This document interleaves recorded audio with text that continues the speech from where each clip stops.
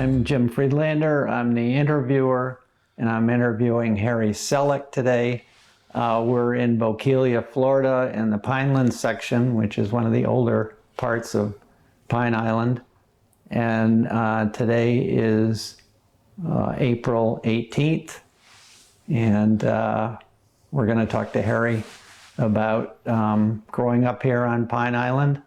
So, Harry, when did you first come here, or when did your folks first come here? Well, I couldn't help it.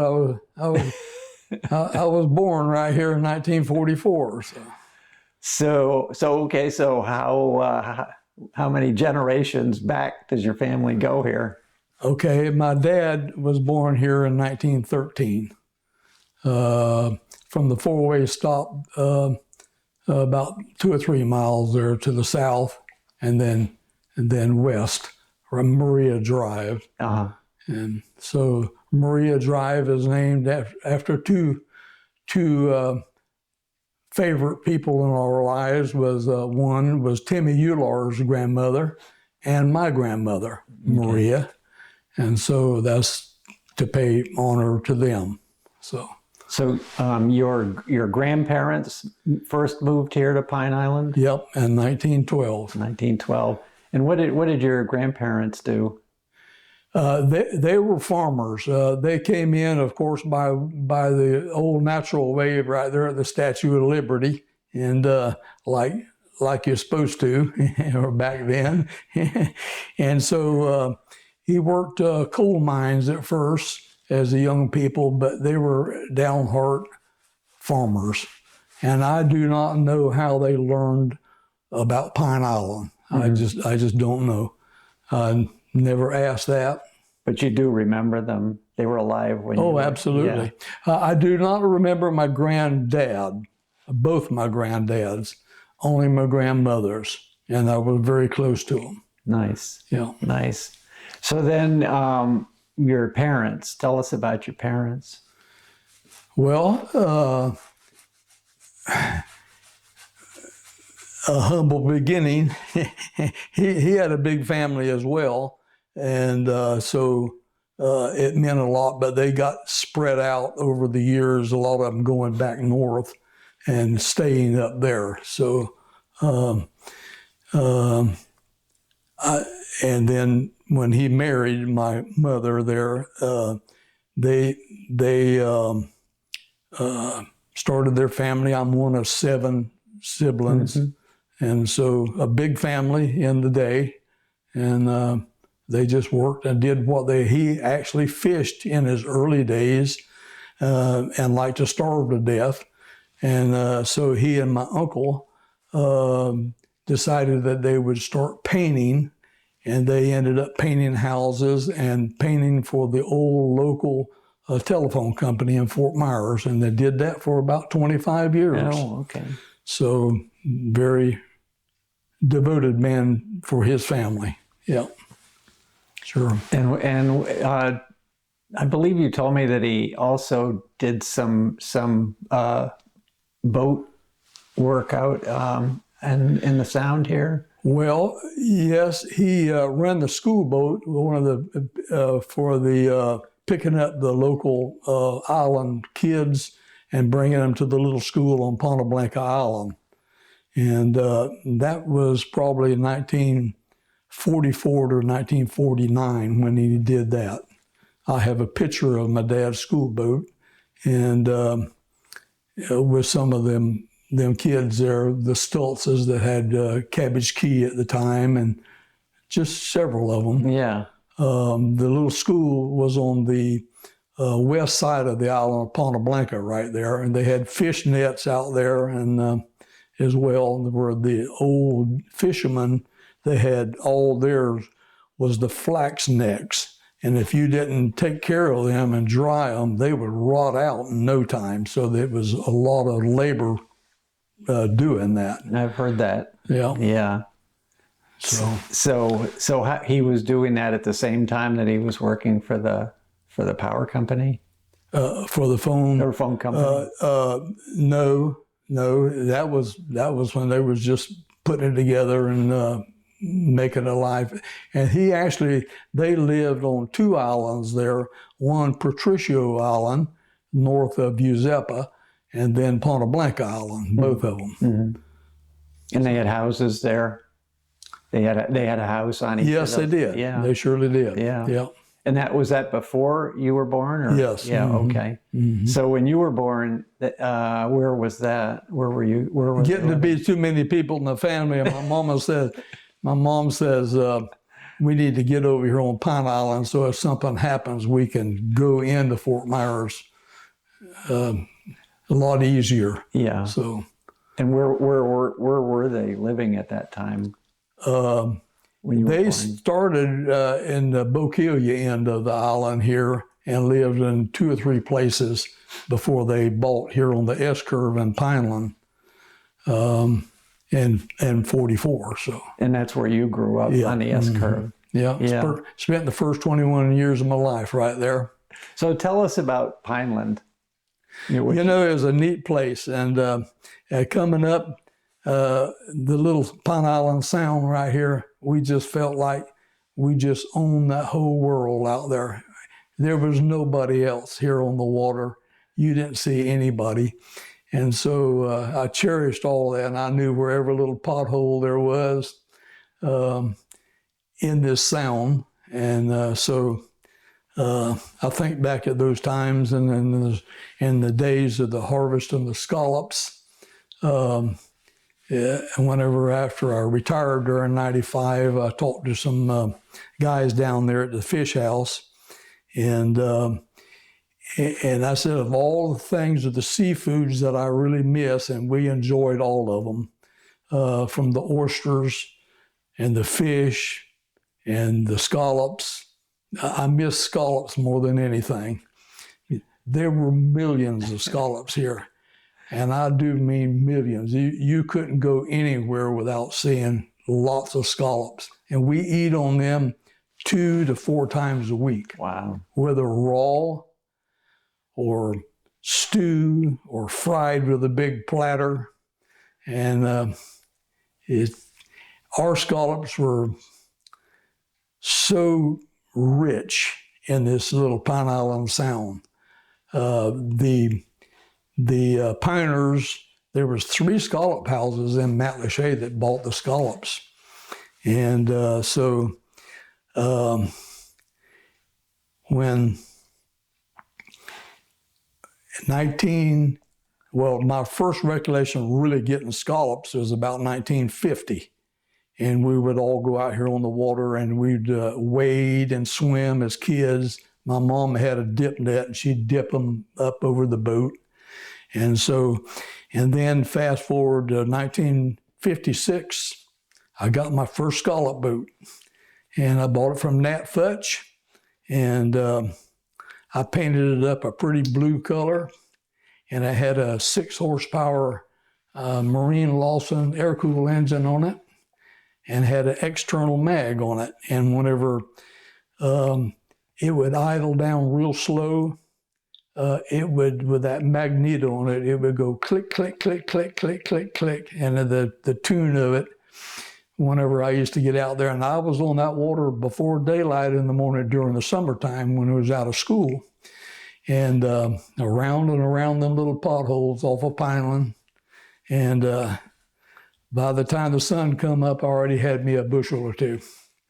So there were so many scallops that they limited so that a lot of people could do this. In the heyday of it, they only let each family get 20 bushels. Now, that was it per day? That was a lot. And I do know years ago, I found out when the president of the fishing co-op down there was here eating with us, he asked about the harvest. And I said, there's only one person that's alive today, now this has been 25 years ago, that could answer this. Well, in that 3-month time, that one scallop house, Pioneer Seafood, harvested 500 bushels a day. And that is unbelievable, but that is the truth. And we lived it. We just lived it. It was unbelievable. And I scalloped these little waters right here off Pineland first, and then about mid-season, I would go down to Maria Drive down there at the end. That was Pinehurst Point. And up and down that little canal right there, all you saw was scallop boats. There was not even a fishing boat there, just scallop boats. Can you describe scallop boats for us? Because probably most people that watch this won't. Well, there was have just any a idea. little small boat. Mine was 16 foot long, and that's about what most of them was. And it had a cull board on the back about 3 foot wide, and the width of the boat. What's that? What is a cull board? Okay, it's a piece of plywood cut, and you had 2 drags, one on each side of the boat. And a drag is. I'll show you one out there. I've got one. Okay. I've got one of my old drags that I got in 1956. What's left of it, and so. They had a rope tied on the drag. These were custom made by Bob Dean Steel in Fort Myers, who's still in business today. Wow.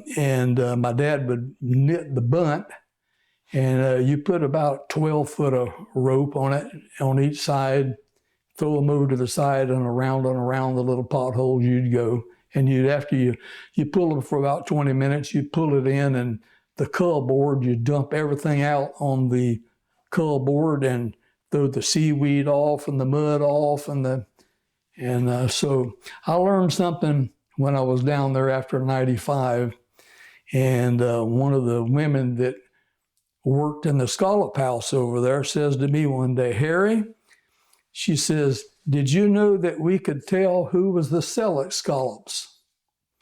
And I says, "Now, Shirley, scallops all look the same." She says, "No, they don't." She says, "I'll tell you, and see, I didn't know this." She says, when we would open that croaker sack up, which was a bushel, within 30 seconds, we would know if that was a scallop, a Celec scallop. And I says, "How can you tell?" She said they were the cleanest, there was no mud on them and no seaweed on them, and they were the biggest of the scallops. The biggest one being, and every one of them was about this big. We never put one in that was this big. Never, ever. We throwed it back over to grow up. And so I learned that in 1995. Yeah. I thought that was pretty neat. So are scallops, are they in the mud? No, actually they swim backwards, you know. Their pretty little blue eyes be looking at you swimming away from you. And he's easily startled if they know you're after them. You know, in the day there, the women, my mom and different ones, they could open a bushel in about 20 minutes or so. And that would make 1 gallon. A bushel made 1 gallon of pure scallop mussels. Amazing. Yeah. Yeah. And so what happened to the scalloping? Well, you know, there was documentation of it, but if you look at a lot of the history of it, and I have some friends that has some of the documentation, but it'll go down in history that they were over harvested. And we lived that, and it was not over harvesting that did it. And they were warned by certain biologists in the day when they started designing the causeway to go into Sanibel Island that it would change this beautiful estuary, and it did. They started that, I don't know, I'm wanting to say 1957, a slow deal, and the progression of it, each year we saw less and less and less scallops. And see, actually they opened the causeway for driving over there, I think May of 1963. And so, but the scallops was long ago.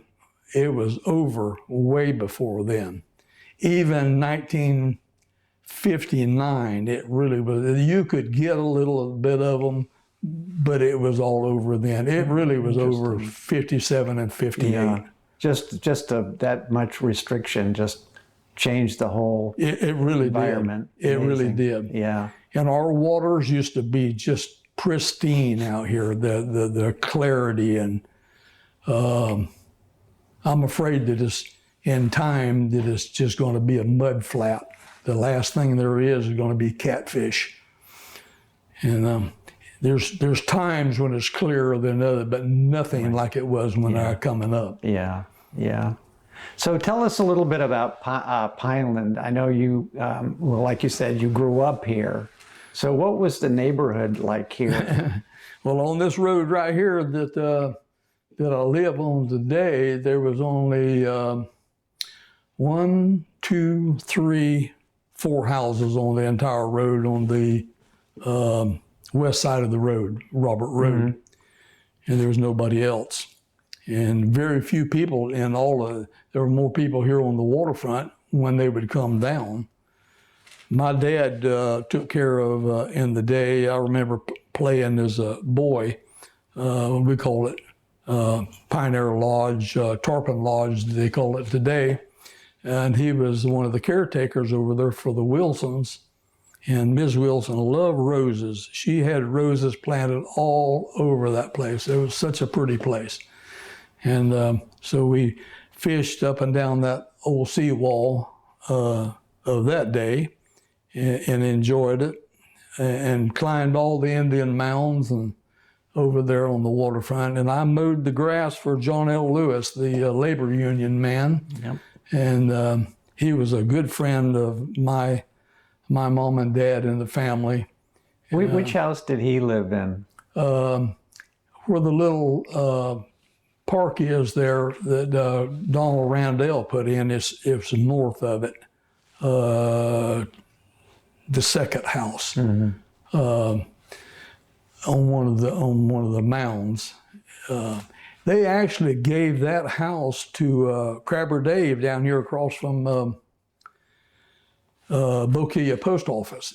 It looks exactly like it is when John L. Lewis had it.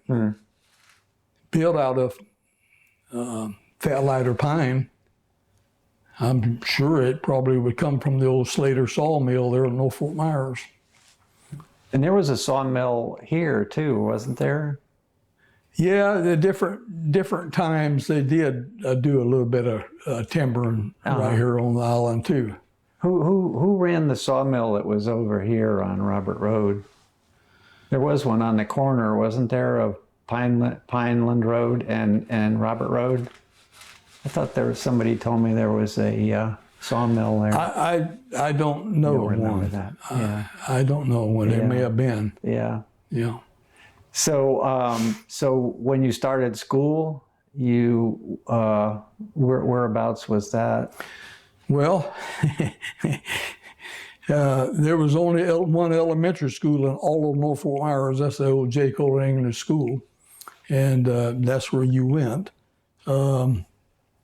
Our rainy seasons in my elementary was longer and a lot harder and more rain than we've had since I grew up. We used to always had to take our shoes off to wade to the school boat to get in there. everybody, all of you know how kids will make fun of you. Hey, look, here comes the Celec kids, barefooted. Where was the school boat? Where was it? Where was the school boat to get over to that? The school boat? Yeah. No, that was over here on the island this way. See, he kept it right here at the end. I never rode that. Yeah. I mean, I rode it, yeah, but not as a school boat. But I mean, when you went to school in Fort Myers, yeah, how did you get to the mainland? We had a bus. We had 2 buses out here on this island. One was right down here. back in those days, they let the bus driver actually kept the school bus all summer at his house. Mr. Hiltbrand was his name. He's a neat guy. Yeah, that's great. That's where Peter lives down here right now. That little slab right there where Peter Barrett lives right there. Oh, okay. Yeah. That was where Mr. Hiltbrand lives right there. And she, Mrs. Hiltbrand, was a little walking history book of the island. Little bitty woman, wonderful peoples. Yeah. Yeah. I've been blessed my whole life being around lots of good peoples. I cherish all those moments and times in my life. Yeah. So have you got some stories from when you were a kid out here?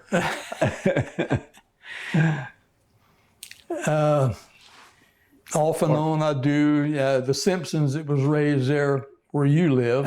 I sent him a beautiful picture the other day after I walked down past your house of the morning sun kind of shining right in there. And I wanted to ask you, that big pecan tree, does it put on nuts? Or does it right there in your front? Yeah. It does. It puts them on. It does. His mother planted that. She told my mom she planted it because it was the biggest pecan nut that she'd ever seen. Oh, wow. And that's why she planted it right there. And the squirrels loved them. Oh, yeah. See, I didn't know that if it would get cold enough, because there has to be a certain so many days or nights of a certain temperature for anything to produce. So I wanted to make sure I asked you that. Yeah. Oh, no, it does. It definitely does. Not so much this year, I think, because of the hurricanes. All the trees are a little out of sync. But in years past, it's produced tons of nuts. Yeah. But mostly the squirrels get them. And yeah. You know, a lot of times when the Stultzes in the summertime, they would go traveling. They'd go to Europe and stuff, and because he was an artist. And when they were gone, our whole family would go over and stay over at Cabbage Key. And so because they were all friends, and my dad, he could work on anything. They had 2 generator systems over there. They didn't have Lee County Co-op over there then. So anyway, we stayed there, and the first one when you're coming into the island there on the left, that's where we stayed there, and with our family. Yeah, I used to mow all that grass with a push Sarlo mower, the whole island, with the sand spurs and all. There were lots of sand spurs over on Cabbage Key now. So what did you do to entertain yourself out there? we just wandered all over, letting the skeeters bite you. Now there was a lot more skeeters there than over the years. This skeeter control, people talk about how bad skeeters are. Yeah. It was way worse than when I got. They didn't start that mosquito control till in the 50s, middle 50s or something like that. I don't know. You know, time catches you, and pretty soon you're another older, and look back at your life and what you did, and you remember just certain things. But we entertained ourselves. Yeah. I just loved every bit of it. Yeah. Yeah. Yeah, that's great. Yeah. And so after you were done with school, how far did you go in school? High school. And when I graduated high school, who ran the post office right there was Ms. Ruby Gill. Right. And so she said to me, she said, "Harry, you're graduated in high school. What is your plans?" And so I said, "Well, I'm going to go try to get on and get hired on with either Florida Power and Light or Lee County Co-op." She says, "You pretty interested in that?" I said, "Yes." Well, she was on the board of directors for Lee County Co-op and been there for a number of years. So she had me go do an interview with the top management, and they hired me on. So 1963, I started with them. There was only 18,000 customers on all of Lee County Co-op at that time. Yep. And that's 5 counties. It goes all the way to the Dade County line. That's incredible. All of Marco Island. See, a lot of people don't know that Marco Island is Lee County Co-op. Yeah. That's amazing. So what were your duties? Well, I started out, they put me right in the warehouse, which was an old packing house back in the day when Homer T. Welch started that. Him and Judd, they started that together. And so it was a little while, a few months before I was put on the line crew. And so I went through all the rank and file, or whatever you call it, and I was the youngest man to make a line foreman there when I made that. So I went from a groundman to a lineman, and I traveled these roads and got to know the country, I'll bet, pretty well. I did. Yeah. I did. Yeah. Can you tell us a little bit about Ruby Gill? Ruby Gill was a wonderful person, and a lot of people didn't know it. She sang opera, and when we would see that the post office was not only a post office, it was a little general store. Oh, I didn't know that. So when she had little shelves in there, and actually the post office part of it was on the opposite end of where it is today. Oh. It was on the east end of it. And so she had little shelves in there, it had canned goods in there, and whenever you needed a loaf of bread, if you're going to get store-bought bread, you could go there and canned goods and a little drink box. And my first cold drink that I ever drank in my life was a wonderful black man that came by the house. He was a friend of all the people. His name was Prince Gillison. And so he says, Harry, now I don't know how old I was pretty small, six or so. Harry, I'm going to the store. If you'll come with me, I'll buy you a cold drink. So I ran into the house and, Mama, I want to go to the store with Prince. Okay, be careful. So here I and go to the store. So he gets me a nickel, I think it was. So the soda pop, and that was my first cold drink that I ever drank in my life. I think of those days, It's amazing. Yeah. When something stands out, you remember. Yeah, that is amazing. Yeah. Yeah. So anything else about Ruby that you remember? She gave my wife a Singer sewing machine that was, there was little Miss Evelyn that worked in there with her as well, Evelyn Kelly. And when we got married in '65, she gave Edie the little sewing machine because Edie would make some clothes and different stuff. Her husband had some grapefruit grows here down towards Bokelia, as well as right here. He had some right there, mainly grapefruit. And so she passed away in 1969, but wonderful people. Nice. Yeah. Yeah. And then is that when the county took over her house? It was a few years later. When it changed hands, and then they made it the Randall Research Center. I guess it got water in it from this last storm as well. It did. Again. Yeah. So. Yeah, and the floors were already getting rotten when the office was in there. Yeah, it's a shame. Night. Yeah, it's really a shame. In the house itself? In the house itself. There were actually holes in the house, in the floor. Yeah. And I don't know if the county's going to do anything about it or not. Well. I hope they do. Yeah. My. Yeah.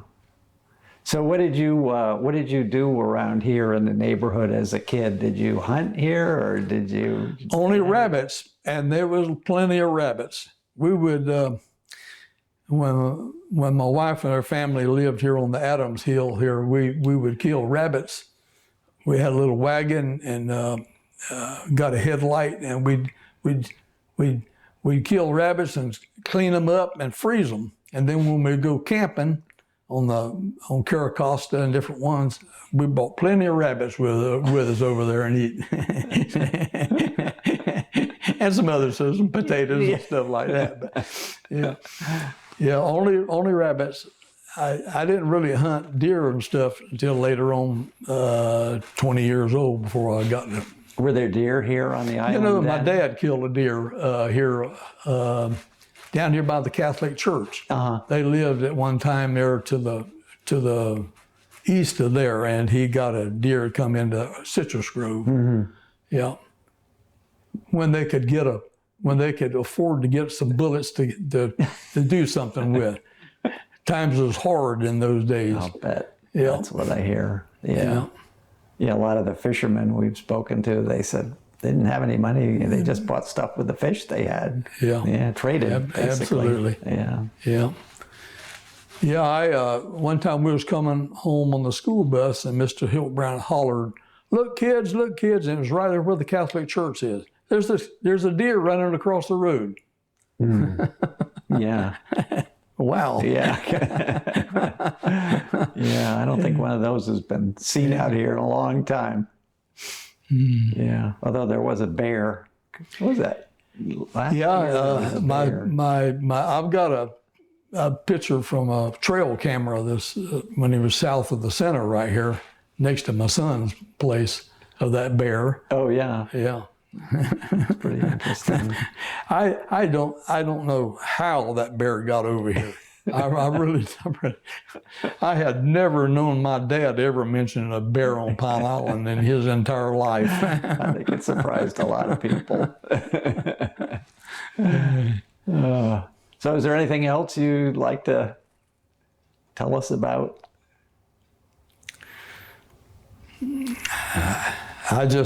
I love Pine Island. Yeah. It's the greatest place in the world to me to live. We got our own little nick in the. Yeah. Has it bothered you much the way you've seen it change?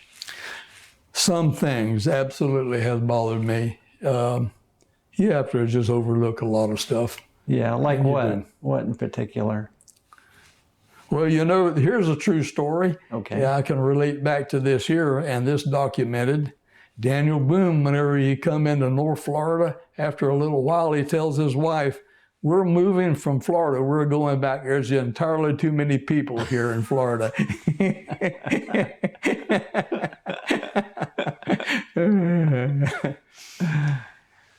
Harry, I've heard a story that as a young man, some of the big hurricanes came through here. You may have seen water coming through the boards of your house and out the floor. Could you tell us a little bit about that and some of the storms you've seen? Well, you know, you try to put things together as early as you can. And I remember this water coming through the sides of the house as well as the roof. And my dad took the old-fashioned bracing bit and bore cut 2 holes in the floor, and my mom and dad would sweep the water down underneath the house. And so then fast forward a number of years when you can really start asking questions about that, I realized that was the 1948 hurricane. And so that was my first recollection of a hurricane. And I've not run from a hurricane. One of the most serious until these last 2 was Hurricane Donna in 1960. And I was, 15 or so. And we drove down here to the waterfront, and you could have walked to Captiva Pass. There was only little small potholes. There was no water for the longest time. It sucked it out that way. Now, it did come in. We stayed down there for about 15 or 20 minutes. And then my dad said, okay, we got to get back to the house. The other side of that storm's coming. And so we did. And that beat on us for 8 solid hours, Hurricane Donna in 1960. And until Ian and Milton hit us, it was the worst of my lifetime. And I do not know, and there's no way to explain, you could go 44 years between Donna and 60 and Charlie in 2004. I just don't understand it, but they've made up for it in these last couple of them.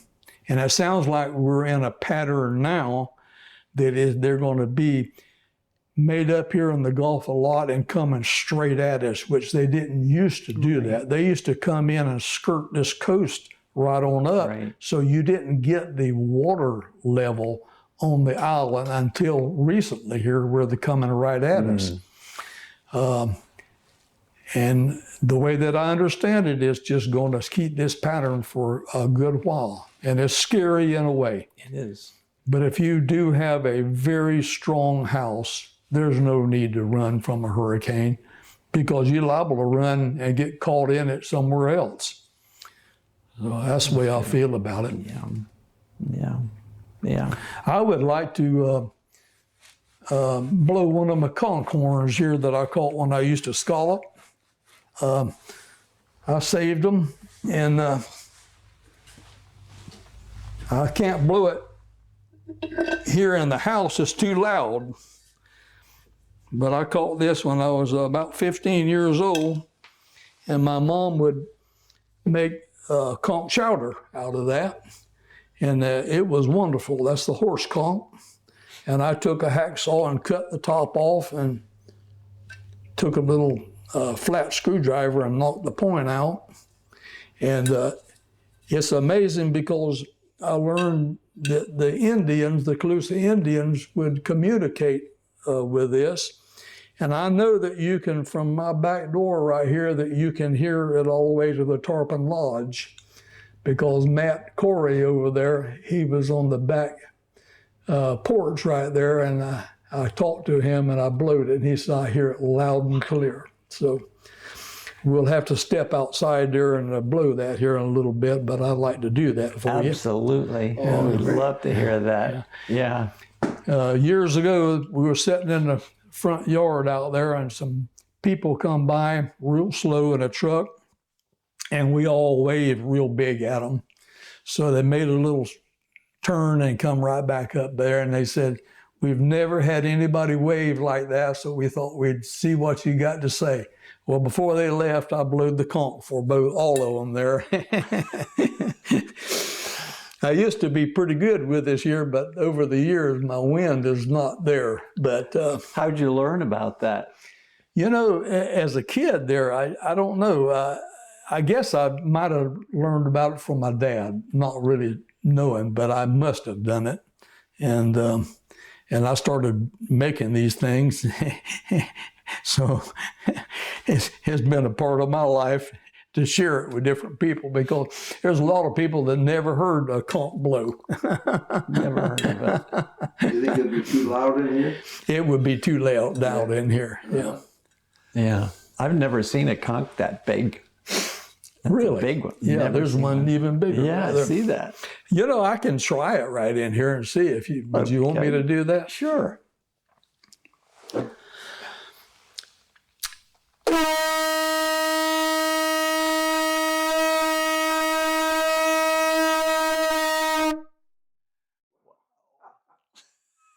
Pretty cool, Amazing. Yeah. That is amazing. I'll have to try to find one of those. You know, Harry, before we go outside, there's another story that I've heard.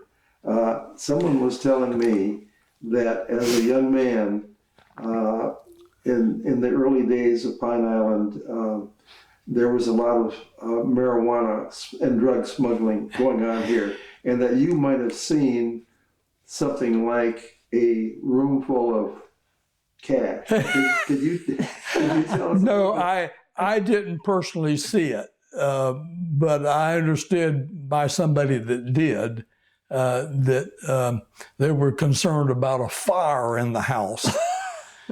And there was money stacked up so that there was only pathways to go through. Right here on Pine Island. Yes. What was the time frame?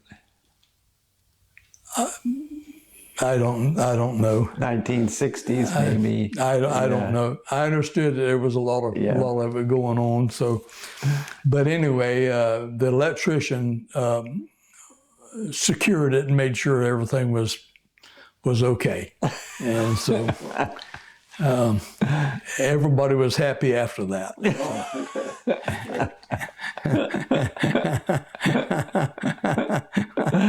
Oh, that's funny. You can hear all kinds of stories. Yeah.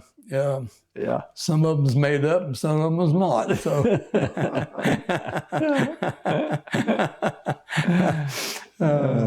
Well, that's great. Yeah. Well, maybe we should go on outside and you can show us Okay. your all right. Your and then I'd like to oystering. show you my little scallop drag that I have here. So.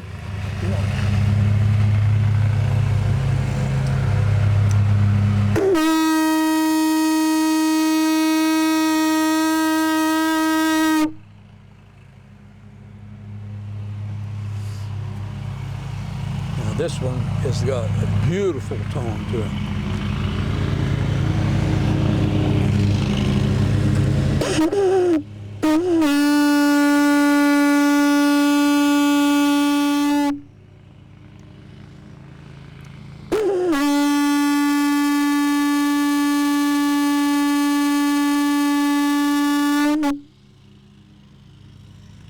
It's very different.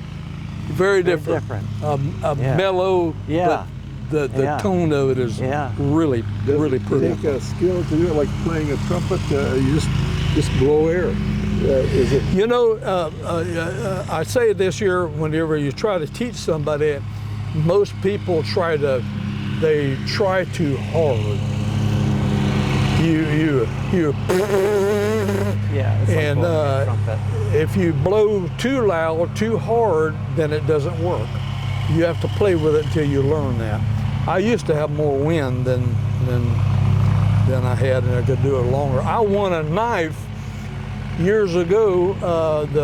The Pine Island Fire Department, the 4th of July events, and we was in Matlacha and at the park, and I actually won a knife for I brought that conch right there for the longest and the loudest of all the people. And I was worried that my niece she was a teenage girl and she was in the band and played a reed instrument. So I said, she will outdo me. Yeah. But I still won the big kitchen knife they give as a prize. Okay, so here, and let me show you the scallop drag right here. Now this was brand new in 1956.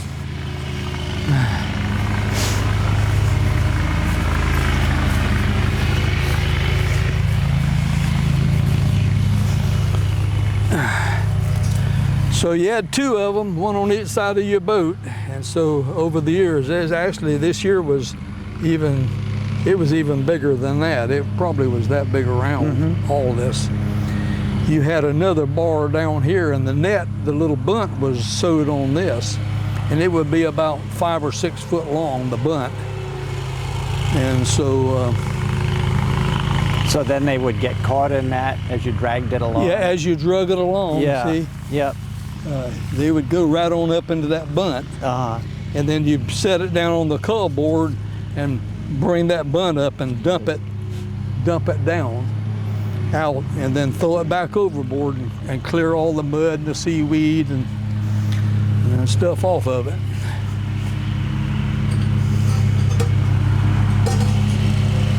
Is there a story behind the bell? That bell came from South Carolina at my sister-in-law, Betty, bought that and gave it to my wife, Edie. And I put it up on one of the old poles I got. That pole, that aluminum pole, came from a Immokalee. A vehicle hit it and destroyed it. And no use to it, they would give it to whoever wanted it. So I cut it up into several pieces, and that was my bell holder. It rings real good. The rope is gone off of it now, rotted over the years. Yeah, neat. Ship's bell. Huh? Ship's bell, I think, right? I don't know. It may very well Looks be. like a ship's bell. Yeah. Yeah. It may very well. Yeah. Yeah. All right. Well, I've enjoyed this interview with Yeah. Well, we certainly have. Steve and Jim. Yeah. Yeah. Thanks a lot, Harry. This is great. Thank you. Good friends.